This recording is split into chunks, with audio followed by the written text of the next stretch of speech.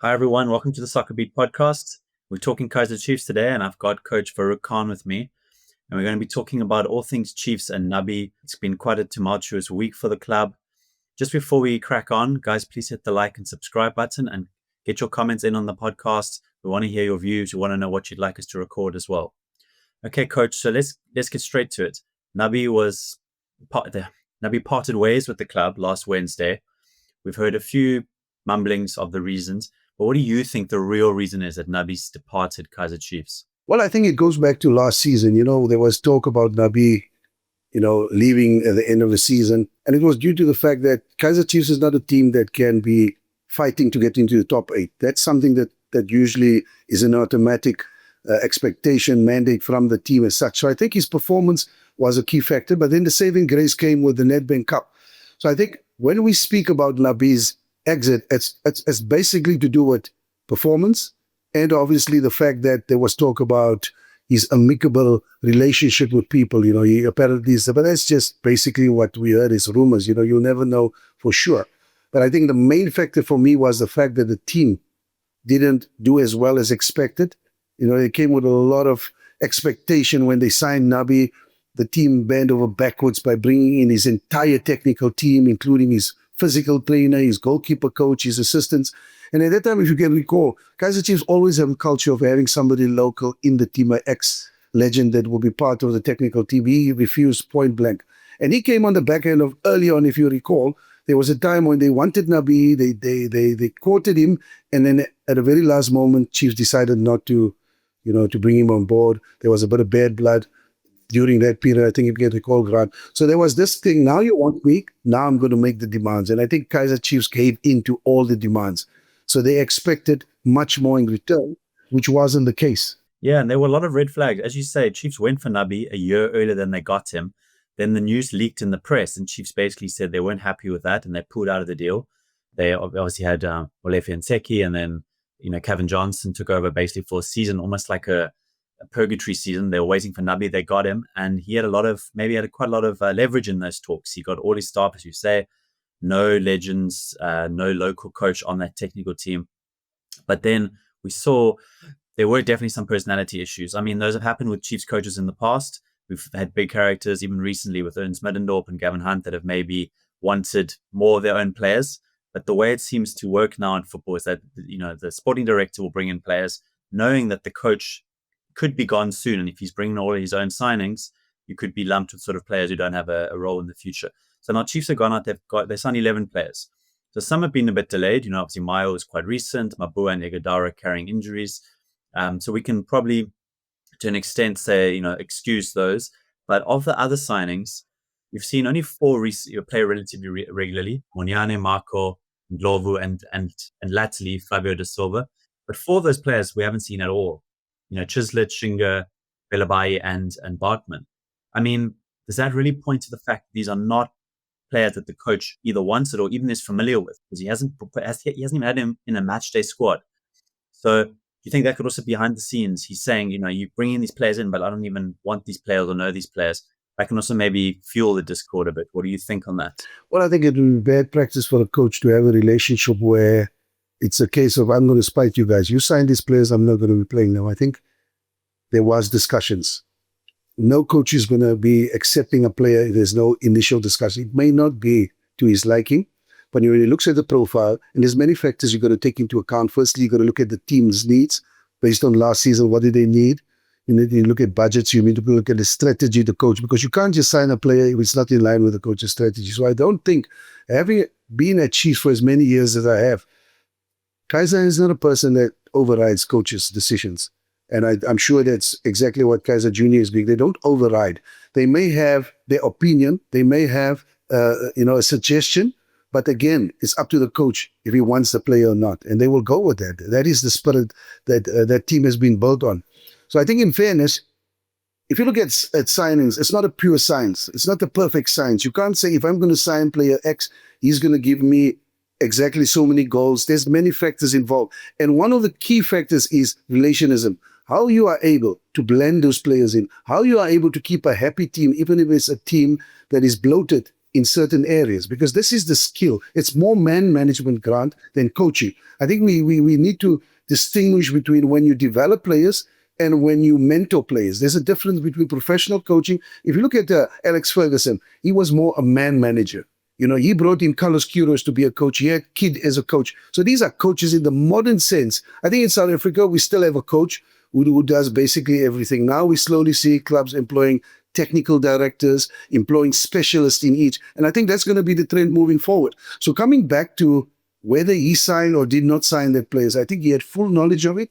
And you must take into account that the team is now much better suited, much better quality. But when you find a situation like the weekend where we saw a central defender being converted to a right back, then you start asking questions about the signings. You should not have that situation. You should have a player who's playing in that position, who's a specialist in that position playing there. So I think this disconnect is something that has to be solved. They have to find solutions. I think the blame game has to go away. We got to put the team first and say, what do we do now moving forward? Because there's no red flags now as far as league and cup is concerned. Still early days, but I think they need to sort it out. It's been about planning and timing. So we look at both of those factors. I think Chiefs have been caught with their pens down, having not made the decision when they should have, which was end of last season. Yeah, it's a good point. We saw, for example, at Tottenham, they won the Europa League, but they saw the league form under their coach, Ange Postecoglou, and they decided to get rid of him anyway, knowing that after 5-6 games, if things could continue, they'd have to bring the new coach into a season, which can be very disruptive. And maybe Chiefs now regret not actually taking that call and just letting him go anyway. Let's just talk one more thing. You brought up the blame game. Nabi, a lot of the times when there were defeats in the press, he very rarely took responsibility for those. We saw at one point him say there's no specialist left backs in his squad. Of course, there was Bradley Cross there. Edmilson Dave played left back for many years at Cape Town City. Then he said if he had a striker, he would have finished third instead of ninth. That was another bit of maybe passing the buck a bit onto the board. And then we also see that, of course, it's not his first language, English, but he's very selective when he uses the translator. Sometimes he'll do a full press conference in English, and another time he's got a translator. So it's almost like he's hiding a little bit behind that. Do you think that also plays a part? Because sometimes a coach just putting his hands up and saying, I got it wrong. We should have maybe played Solomon's at right back, for example, instead of a makeshift right back. As an example, I know he wasn't in charge this week, but taking responsibility can actually help sometimes. Do you think that's part of it as well? The club feels like he kept passing the buck onto them for poor signings, not giving him the players he wanted, or just individual players making mistakes. Well, I think good practice for any coach is to hide the errors of his players and to take it on his shoulders. But when he gets into the change room or into the training field, that's a time he reads the right act. I think that's a good coach, and players will respect you more if you do that, because when you protect them in the public, because remember now, these guys have to live amongst all of us, and if a coach goes on record lambasting them publicly, that player is going to have a very, very poor relationship. Again, we come back to relationships. Football is a relationship sport. And that's where I think maybe Nabi got it completely wrong. There was times when you as a coach need to find solutions. If you don't have fullbacks, for heaven's sake, play with three at the back, play with wingbacks, because you have those players in supply. I mean, Chiefs have got abundance of quick wing players that can fit into a 3-5-2 or a 3-4-3 formation. We've seen this happening all over the world, where when a coach realizes the players that he has don't suit the structure or the tactics, what he does then, he adapts that to a formula or to a formation and a tactical plan that will suit the players he has. I think this is where coaching comes in.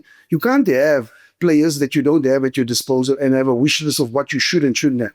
Now we get to the end of the season and it doesn't happen. So I think that's where Nabi went wrong. Also the fact, as you mentioned, at one stage, the assistant or interpreter, as you want to call it, you could see how fed up he was. In fact, he even walked away, and it was clear that you bring me in as an interpreter, halfway through the conversation, push me aside, and I stand there not being able to interpret because you're now speaking English. So all of these little things was something that was irritating.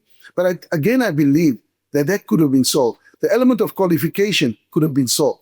I don't think those were the main key problem. I think the signings as well could have been solved. But I think what broke the camel's back was the fact that the coach didn't have solutions. He rather was able to point fingers. And, any club for that matter would become fed up with that And eventually, the fact that when he went away, suddenly these coaches had, I think, 3 or 4 positive results. Now it gives you the thought that, listen, maybe the problem is not so much the players. Maybe it is the coach. And this is why I'm saying it gave Kaizer Chiefs management food for thought. And, like we see now after the against Kopune, they just felt, okay, now enough is enough. It might also be that while Nabi was away, it's not only the players that enjoyed having that freedom, but the board might have enjoyed not having to deal with Nabi during that time. He was out of the way, and they could see that a more easy working relationship was going on when he wasn't around.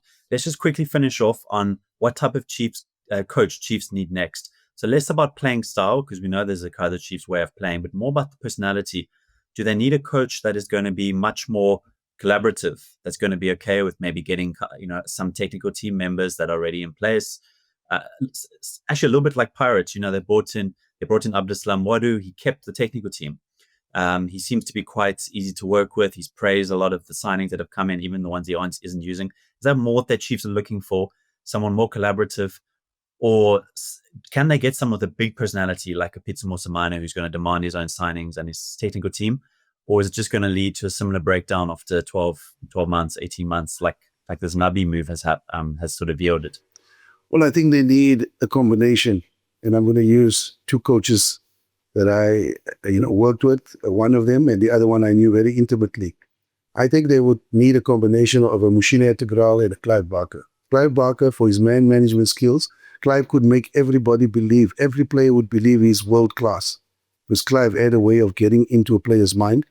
And the intellectual ability of Mushine, technically and otherwise, to bring those two together, I don't think it's easy, but it's possible to find somebody who has that characteristics. He's able to protect his players, come do or die, and is able to organize them technically accordingly to whatever is awaiting them in the upcoming matches. So I think if Chiefs can find that person, the problem with getting in foreign coaches sometimes is you don't know too much about them. You just know what you see statistically and where they work. You don't know their personalities. You don't know the skills they have because, again, Grant, local players are totally different to what we have in Africa. Forget about Europe. Forget about anywhere in the world. South African players have a totally different, chemistry, makeup. You need to know exactly what to say. You need to know what to do when they come to you on a weekend and make an excuse that they have to go somewhere, do something, or somebody has passed away. There's so many variables. And if you don't understand the player, you're never going to get the best out of them. So I think Clive had that qualities, and Mushin, to a large extent, knew how to get the best out of players tactically and otherwise. Yeah, I think you nailed it on the head. They need a coach that can give the players belief and can protect them in the press and maybe even protect the board a little bit as well. Give them some time for their signings to come through instead of, criticizing them or leaving them out the squad and creating these talking points. Coach, thanks so much for joining me. Please, guys, in the comments, let us know what you think. What's the real reason Nabi was let go? Do you think they'll miss him in a few months? Do you think he'll be forgotten about? Their club will have moved on or they'll regret this decision? Let us know, and also let us know which other Chiefs topics you'd like us to cover in the coming weeks. Cheers, guys.